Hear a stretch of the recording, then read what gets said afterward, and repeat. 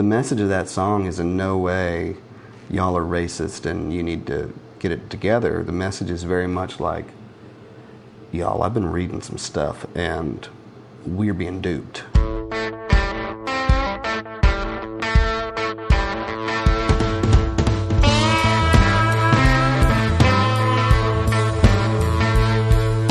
Hi there. I'm Jesse Mayshark, and this is Headlights, Voices from the Progressive South. Headlights is a production of The Progressive South, a nonprofit media platform dedicated to amplifying progressive voices and values across the southern United States. Voices like Adeem the Artist, a critically acclaimed singer-songwriter in Tennessee, who is part of a growing group of queer country artists staking out space for diverse identities and perspectives in a traditionally conservative genre. We'll hear more from them later in the episode. Also, in our arts and culture segment, we'll talk about a festival this weekend in Texas, celebrating a native author who published his first work 100 years ago, Robert E. Howard, creator of Conan the Barbarian. But first, it's time for our weekly news roundup. This week, we have a trio of stories that illustrate in different ways the ongoing aggressive efforts by conservative Southern leaders to exert control over independent institutions and elected officials in our states. Speaking of Tennessee, my home state, we'll start here because this is where Republican officials are looking to make an example of a progressive mayor of one of the state's largest cities. Nashville is the capital of Tennessee, its largest tourist destination, and the hub of its most prosperous metropolitan area. But as the city's politics have turned liberal, it has also found itself targeted by the state legislature's increasingly aggressive Republican supermajority. This is a trend playing out in blue cities across the South, but the fights have been particularly pitched in Nashville. When its Metro Council voted in 2022 to reject a proposal to host the 2024 Republican National Convention, apoplectic legislators retaliated with a range of bills, including one that would slash the Metro Council itself from 40 members to 20 members. That measure was initially blocked in court, but was revived by an appeals court last week and could affect the next city elections in 2 years. But those machinations are small ball compared to a current campaign by Tennessee Republicans, led by Senator Marsha Blackburn, to launch federal investigations of Nashville Mayor Freddie O'Connell over his positions on immigration enforcement. The face-off started with sweeping operations in Nashville last month by the Tennessee Highway Patrol and Immigrations and Customs Enforcement, which led to the arrests of nearly 200 immigrants living in Nashville.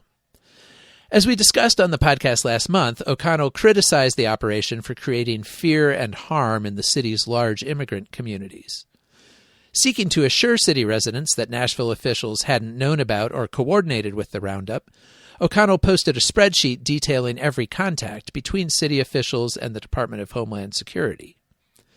As originally posted, the list included names of some federal agents. Those names were subsequently deleted, but O'Connell's actions infuriated Republicans, including Blackburn, Congressman Andy Ogles, whose district includes part of Nashville, and Tennessee House Speaker Cameron Sexton. O'Connell, a generally mild-mannered progressive Democrat, came into office in 2023 seeking to soothe tensions with the legislature.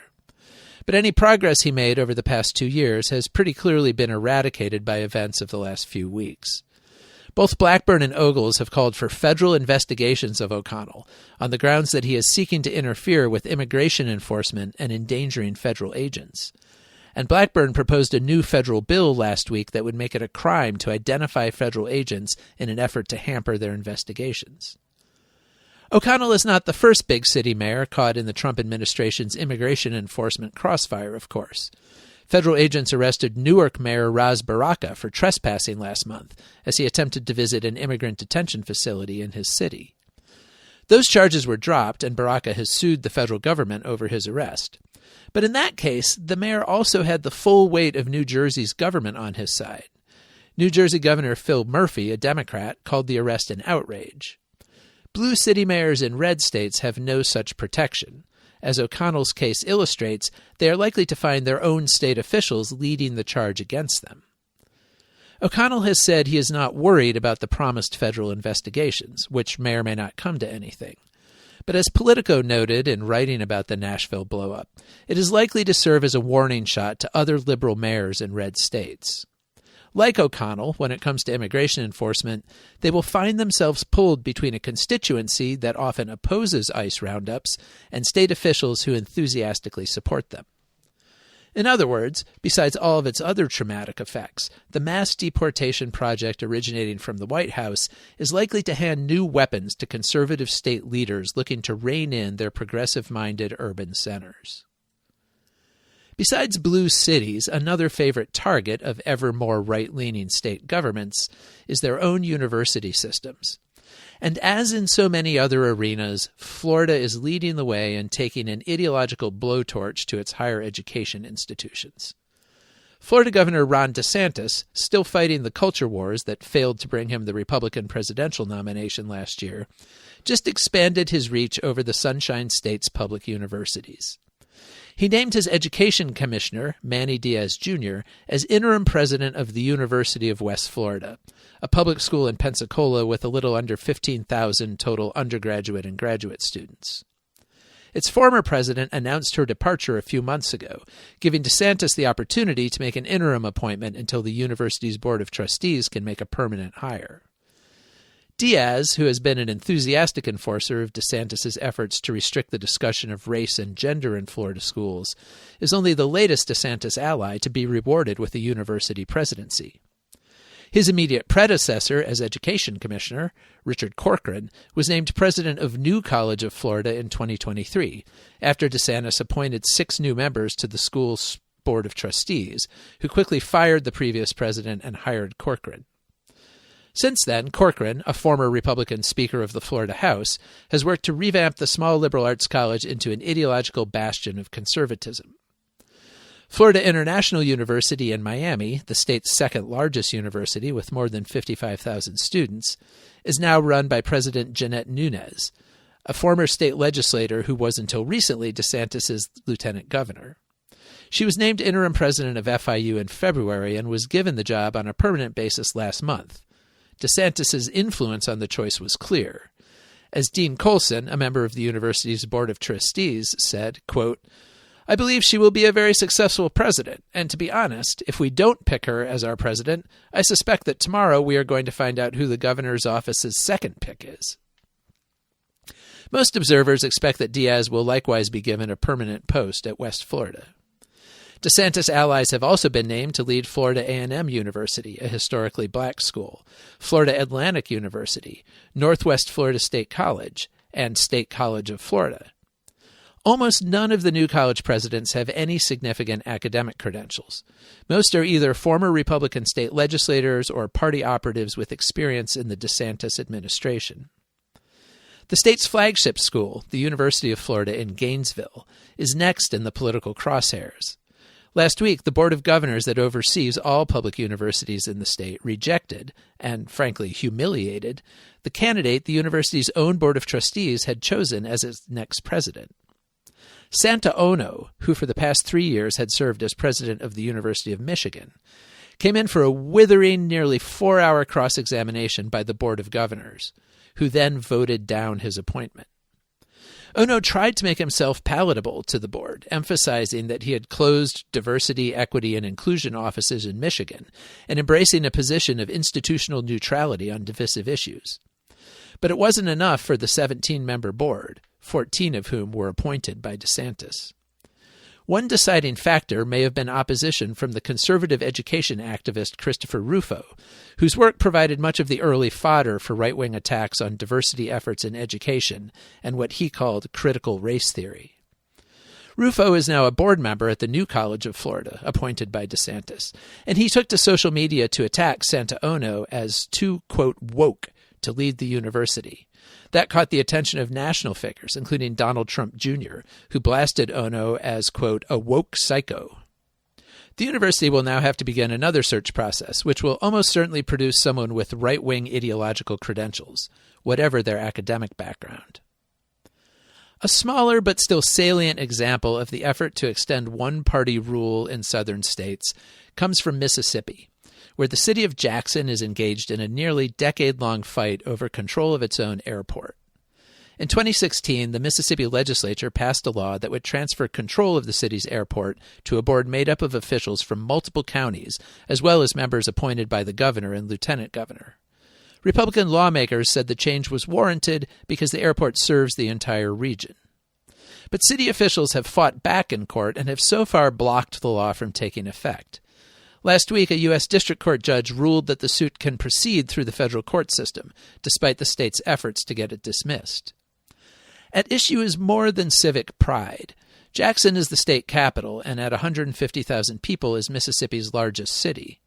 It is also about 80% black and is a Democratic stronghold in the Republican-dominated state. The legislature's meddling with the city's authority, which has also included fights over funding for the city's deteriorating infrastructure and the scope of authority for state police around the Capitol complex, have unavoidably racial overtones. In the case of control of the airport, those are heightened by its very name. It's called the Jackson Medgar Wiley Evers International Airport, in honor of the Mississippi civil rights leader who was murdered in his own driveway in Jackson by a white supremacist in 1963. Jackson officials have called the effort by the state's white power structure to take over their airport racist. The lawsuit seeking to maintain local control cites racial discrimination as one of its claims. Although the suit over the 2016 law remains unresolved, the attempted takeover proved to be something of a harbinger. A few years later, the state of Georgia tried unsuccessfully to take control of Atlanta's Hartsfield-Jackson Airport. And in 2023, the Tennessee legislature included a takeover of Nashville's airport in its raft of retaliation against the city. Atlanta's ownership of its airport is now protected by federal law, and state courts in Tennessee have blocked the Nashville takeover as well. But as the last month's events have shown, in states with one-party rule, the political battle lines are apt to keep shifting in quests for ever greater control.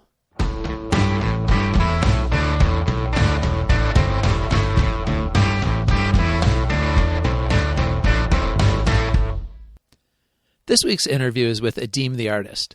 I didn't particularly plan this for Pride Month. We recorded the interview in April, but the timing is right. Adeem is a country folk rock singer-songwriter based here in Knoxville, Tennessee. They are non-binary and use they-them pronouns. Adeem was born in North Carolina and grew up there and in Baldwinsville, New York. They grew up in the church, and their early forays into music were predominantly religious. They moved to Knoxville 15 years ago, and over time their musical, personal, and political identities have shifted considerably, as the title of their 2021 album, Cast Iron Pansexual, suggests. That was followed by the album White Trash Revelry in 2022 and Anniversary in 2024. They have received acclaim and made Best of the Year lists in outlets like Rolling Stone, Billboard, the New York Times, and National Public Radio.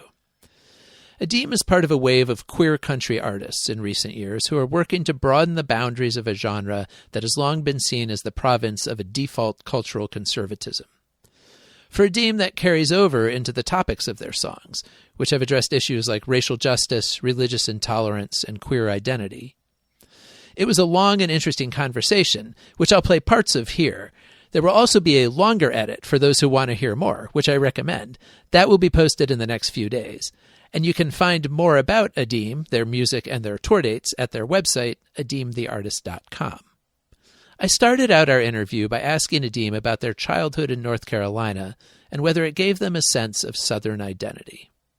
Yeah. I mean, I talk about being a seventh-generation Carolinian, and that's, my family's been in the Carolinas for as long as there have been white people, which is not a flex.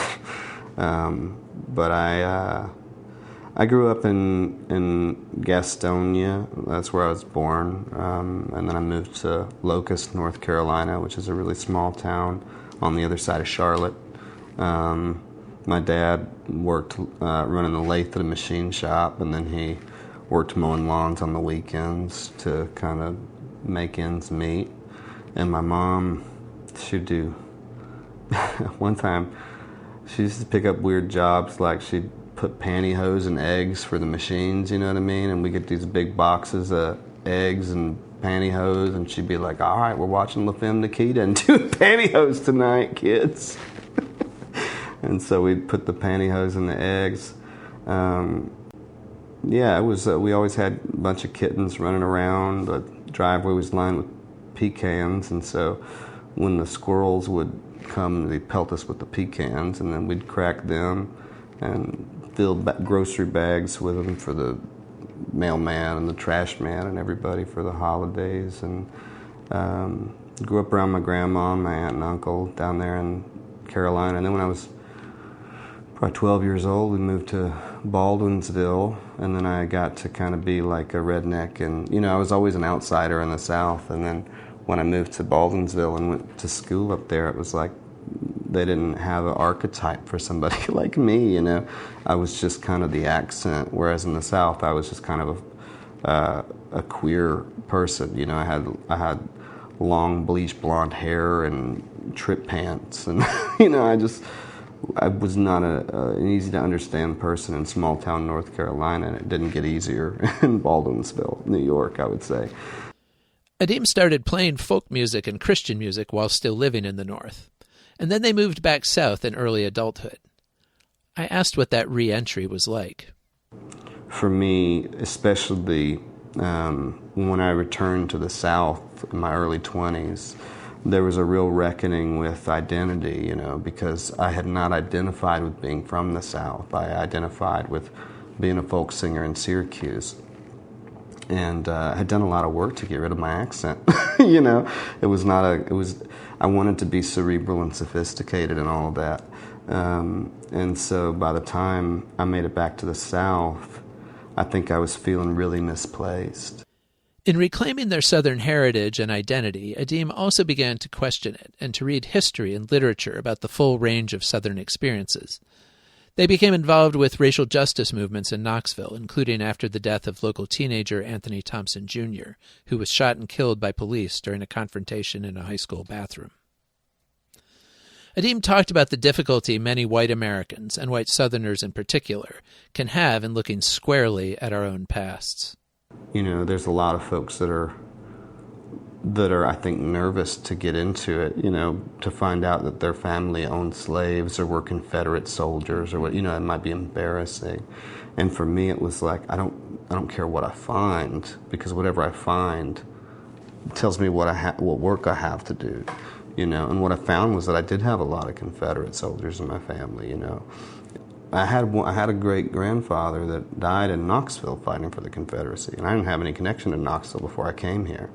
And so I remember marching in the aftermath of Anthony Thompson Jr.'s murder for Black Lives Matter, and marching down Cumberland Avenue, which is where, you know, the Union or the Confederate soldiers would enlist on either side of the street down there where the campus is now, and having my fist in the air knowing this is where my kin would have enlisted to fight. You know what I mean? That's a small symbol of a thing, but that's also an example of what I'm talking about. I think there was a real sense of responsibility in not just in asking the question, like, biblically I have to honor my ancestors, but what does it mean to honor your ancestors when they do dishonorable things? What does it mean to honor your ancestors when they subjugate, when they pillage, when they steal, when they dehumanize, you know what I mean? When they appropriate, you know, entire identities, and then completely remove the people they appropriated the identities from ever being able to profit from or live inside of those identities, you know. And I think the only way to honor that is to call it what it is and to hold space for the reality of those things. And Adeem's awareness of their discomfort with traditional gender roles and how they fit into them grew over time. For many years, they said, they didn't have the vocabulary to describe their sense of themselves. Yeah, not until my mid to late 20s. I didn't know anything about it. You know, I didn't really get exposed to trans people outside of a bit, you know what I mean? And all the gender expansive people that I knew growing up were folks like Prince and David Bowie, who also kind of offhandedly held pretty regressive ideas about gender and sexuality that were clearly informed by some self-loathing and, you know, the culture and everything. I was talking to my cousin, because he's about 20 years older than me, and he's gay. And when I was growing up, he came by the house one time, and my dad was like, hey, to my mom, he was like, hey, I don't want him coming around the house anymore. I don't want it around my kid. I don't want him turning gay or whatever. And so my mom asked Eric if they could go hang out, somewhere else. And my cousin was like, I'm in your life or I'm not. Like, I don't want to be a prop for you to use outside the house. If I can't be a part of your life, I don't want to be a part of your life. So I never met him growing up, really, outside of once or twice at family gatherings. And about 4 or 5 years ago, we kind of reconnected and talked a little bit. And when the New York Times piece came out about my gender, he immediately reached out and he was like, I'm so proud of you, and I'm so happy you turned out gay anyway. It's very, very funny to him. They were initially resistant to changing their preferred pronouns, but that changed as they got to know other gender-diverse roots musicians and realized there was actually a lineage they were part of. As I'm looking at the idea of talking about my gender, there's a good 5 years where if I'm talking to somebody who is using they, them pronouns or neo-pronouns and non-binary, I'm saying things like, yeah, I don't identify with the binary either. I agree with you about all this. I'm not going to construct a new barrier between me and other people by inviting this type of language change, And then there comes a point where I get connected with this community of queer country musicians all across America, in New Zealand, in Australia, all in the UK. I mean, this is people who have felt alone in rural communities forever during COVID get stitched together through all of us being online so much. And for the first time, there's some semblance of an infrastructure for like trans people within this world of roots music. And it's at this point that I get introduced to Patrick Haggerty from Lavender Country and Karen Pittleman from Karen and the Sorrows, Paisley Fields, Julie Nolan out in Austin, Texas. There's Andrew Saw in Chicago. There are these centers of community all across these like major cities that got connected for the first time, and they found out they weren't alone. All of that fed into the album Cast Iron Pansexual, which Adeem released in March 2021. It reckons with a lifetime's worth of prescribed gender roles and stereotypes. The first song is called I Never Came Out.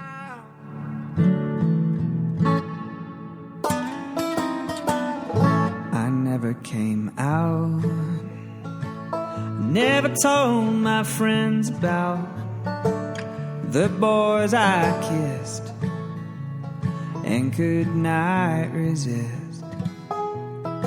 So many people want the appearance of equity and, diversity more than they actually want those things, It's like more important to be seen as one of the good people than it is to do justice, which is fine. That's always been the case. But coming into that world and especially getting immersed in how many young people there were and how gender was affecting them, and then kind of through doing that record of like processing my sexuality, really reckoned with like all the ways that I had been groomed, from birth to like be a man, I mean, I wear this costume like a lot of the time because it's like, it helps me navigate life in the South. It makes me connect with people well. But ultimately, like, when COVID happened and I didn't have to wear the costume anymore, it suddenly became clear to me all the ways that I had been invisible, and all the ways that I had been, even my marriage, they talk about us queer and trans folks being groomers, but it's like, I was taught from a very young age that marrying a cisgendered, straight, white Christian girl and starting a family was the only way I can have happiness in this life. And that was not challenged for me until I'd been married for nearly a decade. Mm-hmm. You know what I mean? The next year, Adeem released their second album, White Trash Revelry, which earned them that New York Times profile and glowing reviews from all over. With a full band and professional production, it shows Adeem's talent for pop hooks and memorable melodies, alongside complex considerations of both their family history and the world around them. One song, Heritage of Arrogance, is about the things they learned and didn't learn about race in America during their childhood. Our daddy said to you and me, but I've been listening, trying to keep myself from dismissing perspectives that I struggle to relate with.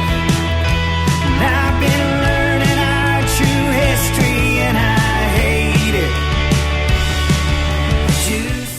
The message of that song is in no way, y'all are racist and you need to get it together. The message is very much like, y'all, I've been reading some stuff and we're being duped. You know what I mean? And we're being made to be jerks. I was finding out what Ta-Nehisi Coates says, that we had engineered our own forgetting, and I was remembering.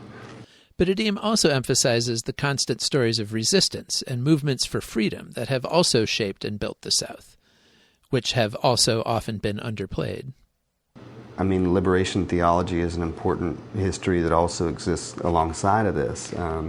The civil rights movement exists alongside of this. You know, there's a long history of like black creators and inventors and you know, people navigating the absolute horrors of slavery and coming out on the other side to empower others in really remarkable ways. So I mean, all that history gets taken from us, and you know what I mean. It's not just the cruelty, but it's also the hope. It's also the resilience and the creativity and the magical way that people can sustain radical joy in the face. I mean, we talk about these gospel songs, these early blues and gospel music that comes out of picking cotton in the fields, but like, it's fucking beautiful music, man. You know what I mean? Like, the capacity for finding ways to make your heart feel light when everything feels overwhelming is a beautiful thing to forget. You know what I mean? And so to me, especially right now, as we're talking about, you know, burning books and removing things from museums and libraries and restructuring the way that we imagine, we are in the process of watching white men trying to engineer their own forgetting once again and bury back up the things that we have exhumed. And so I think that music like this, poetry like this, books like this, journalism like this, anything that is addressing this and holding space for the reality of our history, and not in a way that is saying, you know, people talk to me about white guilt a lot. You know, on TikTok, people are like, why do you have so much white guilt? And it's like, I do not feel guilty for being white. I feel responsibility for being white. I feel accountability for being, you know what I mean? Over the past few years, Adeem has been on the road a lot, playing for a lot of different kinds of crowds. They have had headlining tours and have also opened for friendly artists like the Mountain Goats, Jason Isbell, and Tyler Childers. They're always aware to some degree of being a representative of queer country in those spaces, and the varied reactions that elicits. We're all kind of struggling to figure out what it looks like to exist in this world. You have no choice but to be an influencer if you want to do the arts anymore. So that's like a whole weird thing. That said, I do think that because I get read as so masculine, and I think I'm frequently unsafe. But I don't think I ever carry myself as if I'm unsafe. And I think that kind of makes people not fuck with me. You know what I mean? Most of the time, I would say, especially if I'm opening, I open with 30 to 40% of the room kind of like ready to accept me, and 60 to 70% of the room either really unsure or like hostile. You know what I mean? And that's obviously if I was opening for the Mountain Goats, or like I'm talking about within the genre of country music and kind of Americana, indie, even Isbell Childers. Like, I think, you know, even the woke guys like that are doing this kind of music still have a fan base of like all white people, you know, who are like full of implicit biases. And, you know, I mean, transphobia, anti-trans hate is rooted in deeply white supremacist patriarchal structures. And so even if people aren't intending to be this way, like large swaths of white people in community together are just, they're informed by this in ways they've never even considered. It's just a reality. Adeem tracks politics closely at both local and national levels, and has not been much encouraged by what they've seen, not only from anti-LGBTQ and anti-immigrant Republicans, but also from Democrats they believe are too beholden to corporate money to fight effectively for vulnerable and marginalized people. We ended our conversation by talking about where, if any place, they see hope on the landscape. And so to me, it's like, if you can't get money out of politics, which is ultimately the singular thing that needs to happen before any progressive change actually takes place. If the Democrats were to assume any platform, that's what it would need to be. Like, I won't vote on anything except for removing financial incentives and, money bartering from this fucking equation. That's it. If you can do that, then there's a chance for actual progressive change, because then we can look at things functionally outside of treating it like a business expense, And so I think until that's the law of the land, like, the strongest asset that we have is our capacity to show up for one another and to really embody one another's needs. One thing that American individualism and isolationism has robbed us of is how meaningful and beautiful and edifying it is to care for others. To take it like a mandate to show up as somebody in your community who owns the problems of your neighbor in a way that is serious, Like I said, you can hear more of this conversation in a longer version we will be posting in a few days, so keep an eye out for that. But to wind up this segment, I want to play just a little of one more song from Adeem's 2024 album Anniversary. It's about watching their young child grow up, and I think it belongs in the pantheon of great parenthood songs. It's called Rotations. So that I could open it, 'cause I know it goes fast. Everybody says that. It's on every fellow parent's lips. But it's true, and it's coming fast for you. That sweet and beautiful eclipse.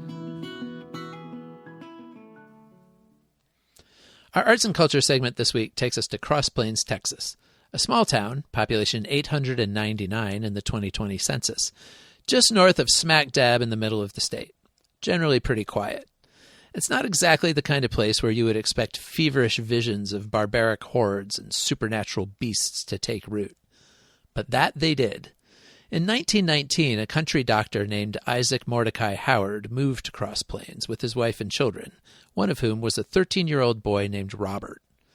Robert Howard, or Robert E. Howard, as his name would appear on countless trade paperbacks over the ensuing decades, lived in Cross Plains the remainder of his short life, before dying by suicide at the age of 30. In that brief time, starting as a teenager, he wrote more than 400 short stories and more than 500 poems, most of which he published in pulp magazines popular during the era. He wrote in many genres, including horror stories and westerns, but his most lasting creation was a brooding warrior of some long ago time and place, a barbarian named Conan. Howard, who took his life as his mother was dying, did not live to see the ongoing popularity and recycling of Conan through comic books, movies, and TV shows. But a band of Howard enthusiasts descends on Cross Plains every year to make sure he is still remembered in the town where he wrote almost all of his work. The event, known as Robert E. Howard Days, is set for this weekend. It is a free gathering that includes visits to the Howard home, now a museum, panel discussions, and a showcase at the town library of some of Howard's original typescripts. The gathering has been held since 1986, drawing Howard fans from around the world, a remarkable legacy for a writer who, while prolific, was little known or celebrated in his own day, outside of pulp magazine fans. You can find out all about the festival on its website at howarddays.com, which we will also link in the show notes.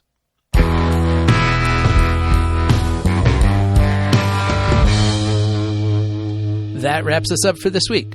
Remember, the Progressive South is a nonprofit media outlet, and you can find information about contributing to our efforts on our website, theprogressivesouth.org. If you do feel moved to make a donation, first of all, thank you. And second, make sure you make a note in the comments accompanying it that it is for the Progressive South. Thanks to Bark for our theme music and to Lord Seth the Libertarian for his production work at Barbarian Productions. And thanks to you for listening. Remember, you can call and say hey from wherever you are. Just leave us a message at 865-214-7764. That's 865-214-PROG. Tell us your first name, where you're calling from, and take up to a minute to let us know what's going on where you are. We'll talk to you soon.